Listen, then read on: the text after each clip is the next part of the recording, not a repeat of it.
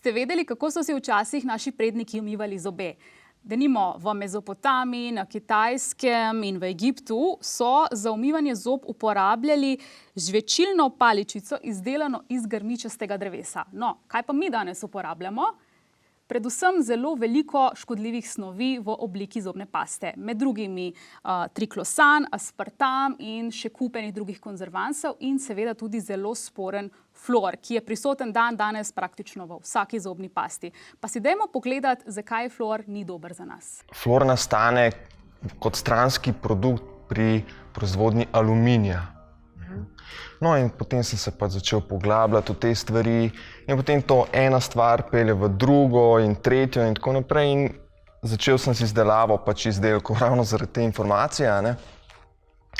In v bistvu lahko grejo tukaj malo bolj v detajle, kaj je zdaj s tem fluorom v zobnih pastah, pa ne samo s fluorom, z vsemi drugimi stvarmi, kakor so umetni penilci, umetne barve, arome, razne stvari, sintetične in tako naprej.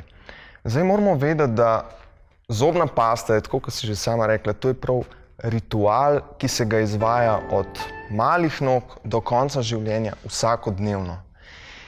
In je vedno, ta zobna pasta je vedno v stiku s sluznico, z usti in je res zelo, zelo pomembno, kaj nanašamo v usta. No in ravno zaradi tega je tako zelo pomembno, kaj vnašamo v svoje telo skozi usta, kar seveda ne pomeni samo skozi hrano, ampak v veliki meri marsikaj dobimo tudi skozi zobno pasto. Zato bomo danes pogledali, kako lahko si izdelamo sami doma svojo naravno zobno pasto, ki je učinkovita in hkrati dobra za naše telo. Tanja, ti nam boš pri tem pomagala danes, a ne? Pozdravljeni, ja, jaz vam bom pomagala. Mi dve torej bova danes izdelali najprej domačo zobno pasto. Da.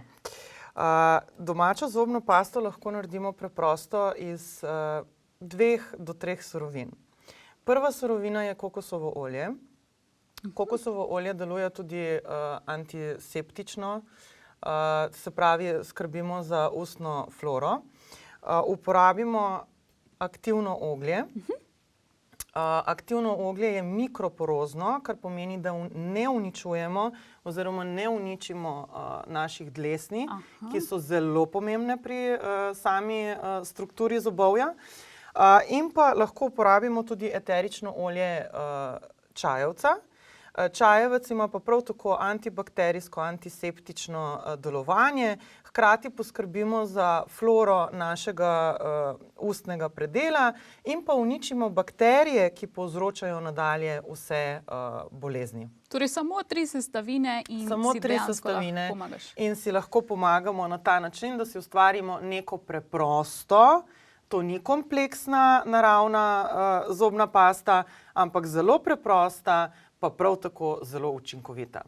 No, zanimivo, torej vse skupaj v bistvu čisto preprosto zmešaš skupaj, te sestavine, če prav razumem. Sestavine zmešaš skupaj, lahko se poslužiš tudi, če želiš bolj tekočo strukturo, lahko uporabiš rastlinski glicerin, tega se itak uporablja tudi v drugih preparatih.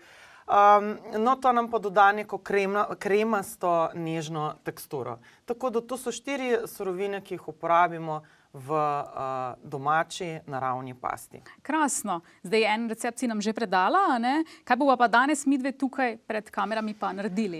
Naredili bova pa naravni deodorant.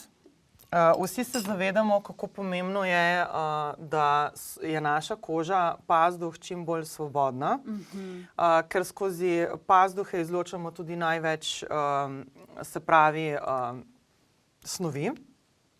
In da ne zapiramo tega predela in v bistvu, da se poslužimo pač nečesa naravnega in pustimo prosti tok temu predelu telesa, da se toksini in strupi izločajo, ne da ostajajo v našem telesu in se nabirajo mogoče v katerem drugem predelu.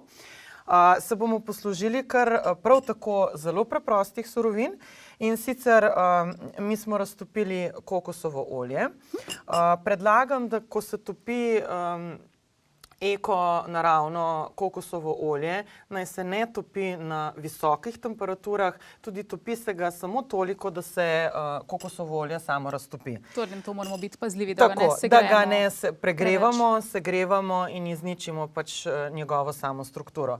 Potem dodamo, jaz sem tukaj že pripravila mešanico sode bikarbone in pa koruznega škroba. Zakaj koruzni škrob? Lahko ga dodamo, lahko ga tudi ne dodamo.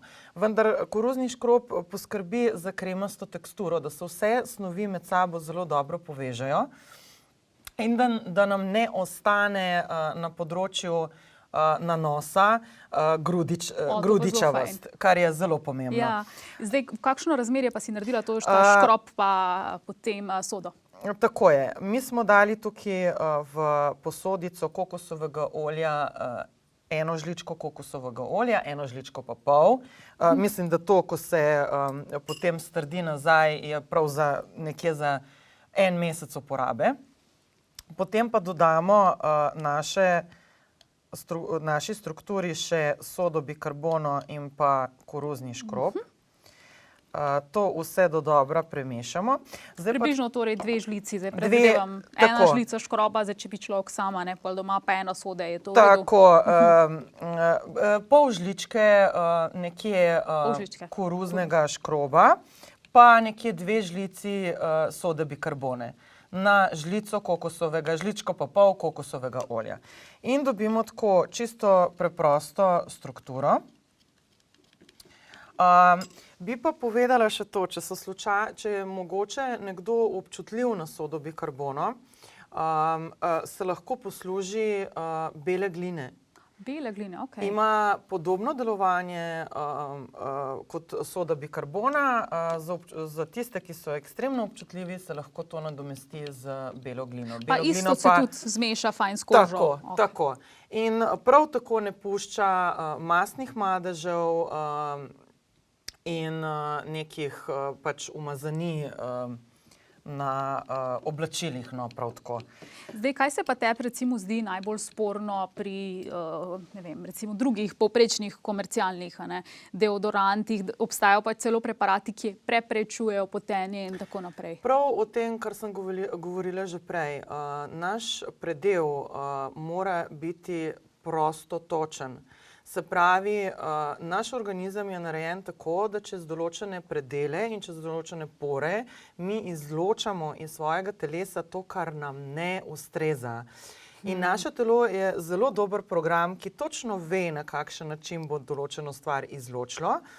In ta predel kože je res zelo, zelo pomemben. Se pa strinjam, da ima veliko ljudi tudi problem z neprijetnimi vonjavami, ki nastanejo ob izločanju, ker se pojavijo bakterije in bakterije povzročijo pač neprijeten vonj.